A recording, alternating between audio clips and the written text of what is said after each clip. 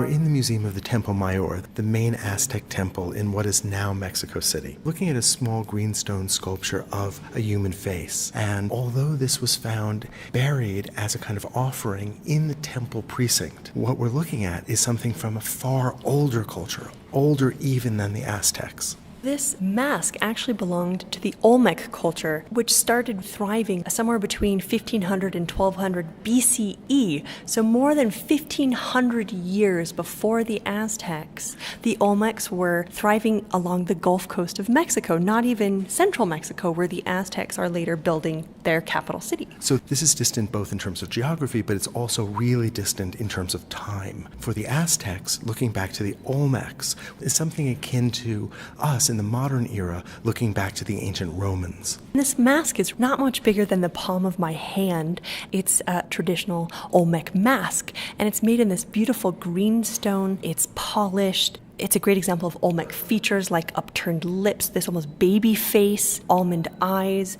the cleft in the head. And what's remarkable is that the Aztecs were actually collecting these objects and then ritually burying them at certain points. And this object would have been one of many buried in a specific offering. It shows us that the Aztecs had a reverence for the ancient cultures that came before them, that they were thinking historically. And that's true not only that they were looking to the Olmec, the kind of mother culture of Mesoamerica, but they were also looking to, say, the city of Teotihuacan and its inhabitants that was flourishing hundreds and hundreds of years before the Aztec. That's the city famous because of its enormous pyramids. So the Aztecs were collecting objects from both central Mexico, but also from quite a distance. They were importing materials from what is now the southwest of the United States. They were bringing objects up from the Yucatan. The divisions that we think of in the modern world did not exist in the same way. It's a great example not only of their archaizing or their looking to the past, but also these vast trade networks throughout Mesoamerica.